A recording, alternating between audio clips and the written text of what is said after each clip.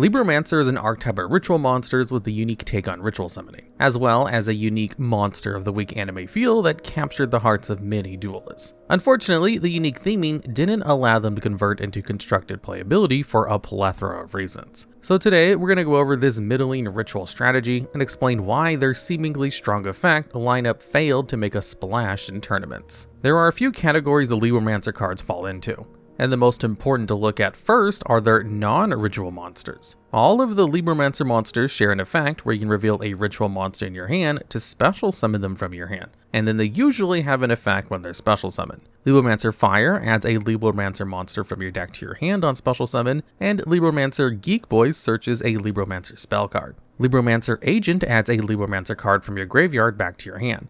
But if you add a spell or trap card, you have to put a card from your hand back on the bottom of your deck. The only one who doesn't follow this trend is Libromancer Magic Girl, who does have an effect to special summon herself out, but instead of doing something when you summon her, she instead allows you to perform a ritual summon on your opponent's turn. Before we discuss the ritual lineup, we do need to talk about the Archetypes field spell, as it's one of the most important cards in the deck. Libromancer First Appearance allows you to add a Libromancer monster with a different name to a monster you control from your hand to deck when activated, and you can only activate it once per turn. However, it also has the effect to let you perform a ritual summon of a Libromancer monster, and you can do this any number of times per turn. This essentially means you can skip out on the deck's ritual spell entirely if you want to. And considering that this is also a way to search your combo pieces, this makes First Appearance one of the best cards in the deck. On the ritual monsters themselves, there are only a few that we really care about. By far the most important is Libromancer Doombroker. This is a level 6 Fiend Ritual with 2500 attack. It, like all the Libromancer ritual monsters, gets a bonus if you use a monster on field as its material. In this case, it can attack directly even if your opponent controls a monster. It has 2 effects, each on a hard once per turn. During your main phase, you can set any Libromancer trap directly from your deck. You'll be setting Libromancer Intervention with this 99% of the time, which we'll cover here in just a second. It also has the effect where, when it deals battle damage to your opponent, you can target one face-up monster your opponent controls and shuffle it into the deck. Intervention is the deck's Omni-Negate trap. When your opponent activates a card or effect, you can bounce any Libromancer ritual monster to negate the effect, then you can special summon a Libromancer card from your hand or graveyard. This will allow you to special summon back the Geek Boy or Fire you used to find and summon Doombroker in the first place, and re-trigger their effects. What you'll want to do is find a Libromancer Agent on your next turn to put your intervention back into your hand, and then on the bottom of your deck.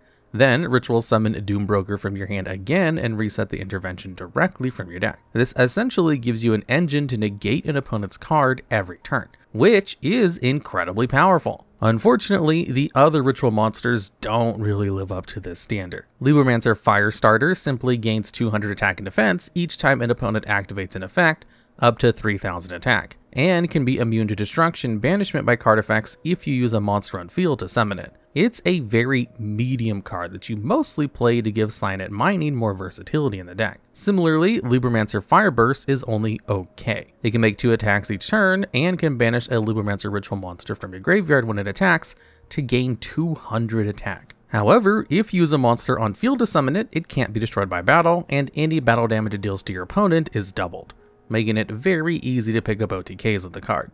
You really don't need it for that though, as Access Code Talker and the like are available and generally more powerful. Still, it's a card that's worth considering just thanks to the absurd damage potential it has. The final ritual monster is Libromancer Misty Girl. This is a level 4 fairy ritual monster with only 1400 attack and 2100 defense. It protects your ritual monsters from being targeted by monster effects if you use a monster on field to summon it. And on summon, you can target an opponent's monster and drop its attack to 0 and negate its effects. With Libromancer Magic Girl, this is a quick effect monster negate on your opponent's turn, though this isn't that practical. Through most of the deck's time in the format, it instead relied on side engines to spam a couple more material and summon something like Appaloosa, Bow of the Goddess, or Baronne de Fleur as a way to make their end board more imposing, at least before these cards were banned in the TCG. They are still available on Master Duel though. These cards were often easier and less resource intensive to set up than Misty Girl. However, this card's fairy typing means it works really well with cards like Cyber Angel Ben 10 and Diviner of the Herald. Considering that the deck just wants to have ritual monsters in hand, the card usually makes the cut in the deck. The deck does have more spell and trap card support, but none of those cards found their way into the common Libromancer lists. Libromancer Displaced and Libromancer Prevented were just worse disruption than Libromancer Intervention in most board states, and weren't worth wasting your search off of Doombroker on. Libromancer Realized and Libromancer Origin Story were fine, but they were worse combo pieces than Geek Boy and Fireware, and you only had one spell search in your engine, so they were often cut for more generic, powerful extenders like Emergency Teleport. The only support card that came up somewhat consistently was Libromancer Bonded, as it allowed the deck to use pre-preparation of rites to add a ritual monster and a ritual spell from deck to hand. You often wouldn't use the ritual spell, but it was discard fodder for something like Noah Punk Foxy Tune, as Punk was a common side engine in the deck. And adding a high-level ritual monster to your hand could either turn on your monster's special summon effects, or be used as material for the summon of Doombroker, both of which were valid use cases. So this means we have a general idea of the deck's game plan. You start with either Geek Boy or Fire and use their search to either find the other monster,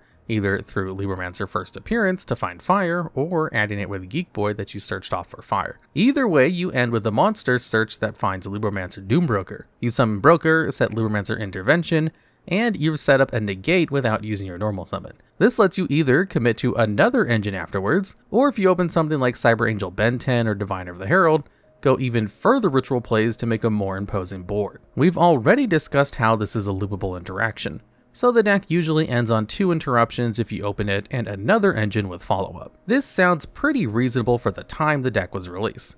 It has a strong resource loop and can negate just about anything. So why is the deck remembered as such a failure? Well, there are 3 main issues with Libromancer as a strategy, starting with the fact that the deck is just ever so awkward to play. Its main combo is very fragile, often being stopped by a single hand trap. This was true of other powerful decks around the release of Libromancer, sure, but they had ways to deal with this. They could play extenders that got around these weaknesses, and if they didn't draw those extenders, it usually meant they drew hand traps. However, this is a ritual deck, and it's nothing like Necros. You're a ritual deck that needs to open a ritual monster or find one to even play the game, thanks to how your non-ritual monsters work. This is actually a huge weakness of the deck, as it means that you're often playing with a 4-card opening hand. One of your opening cards is almost always a ritual monster that does nothing for your combo. If you open something like Ben 10, this isn't as bad, but the Libromancer ritual monsters themselves really don't help this problem. This means that you're a lot less likely to open interaction or hand traps,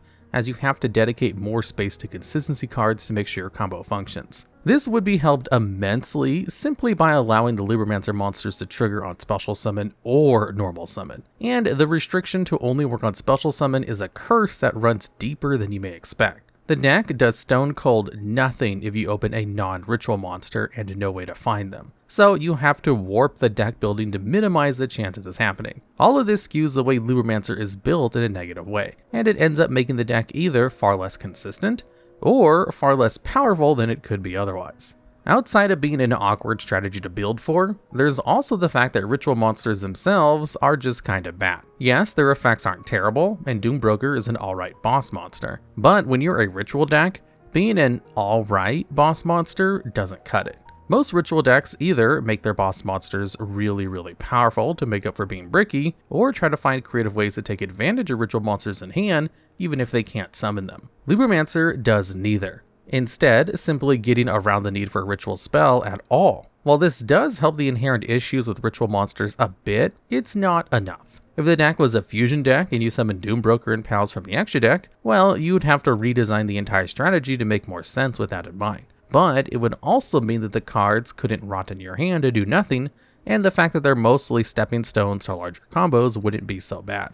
Doombroker is actually quite similar to Galatea, the Orcus Automaton in some sense, as it's mostly serving as a way to find a powerful archetypal trap card more than being a powerful boss monster. Because seriously, having to do battle damage to remove an opponent's monster is not the best effect. As good as Galatea is, if she were a main deck monster, she would be so much worse that Orcus would consider skipping out playing her, and the entire strategy would be substantially worse. The bar for what ritual monsters need to be playable is simply far higher, and the only Libromancer monster that comes even close to clearing that bar is Doombroker. Sure, you do play the other Libromancer rituals, but only because you have to. Libromancer Misty Girl is only played to search off a Diviner and Ben 10. Libromancer Firestarter and Libromancer Fire Burst are engine requirements to make pre-preparation of rights and Silent Mining more powerful. You never want to draw these cards. You want to draw the cards that search for them because those cards can actually do something while happening to put a ritual monster in your hand so your other cards actually work properly.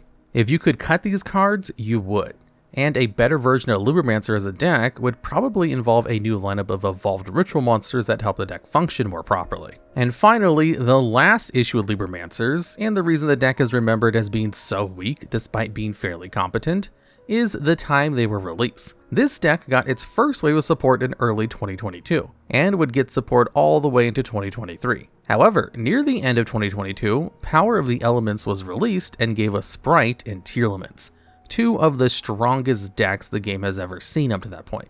Libromancers were already a bit outdated when compared to decks like Sword Soul, Branded, and Fluenteries, which were popular when it first released. Compared to the explosion of power that followed, the deck stopped looking mildly interesting and began looking hilariously outdated. The inherent jankiness of the deck's cards meant that it could hardly even compete with these newer strategies. At least decks like Sword Soul and Branded were able to be iterated upon, and have since gotten more support to update them, so the deck's game plans were able to be adjusted for this higher power level. The inherent design of Libromancers was just too limited for this new environment. Playing a ton of engine requirements, having a strategy with so few extenders, and requiring copious amounts of archetype support to put up more than one point of interaction, it just wasn't good enough anymore. Decks were able to play more hand traps than ever, more extenders than ever, and the Libromancer's inherent design of needing to play and draw cards that really didn't do anything, either in your hand or on the field, was just too limiting. It was a relic of a bygone era of card design, released at the worst possible point in the game's history for the kind of strategy it was trying to employ. So,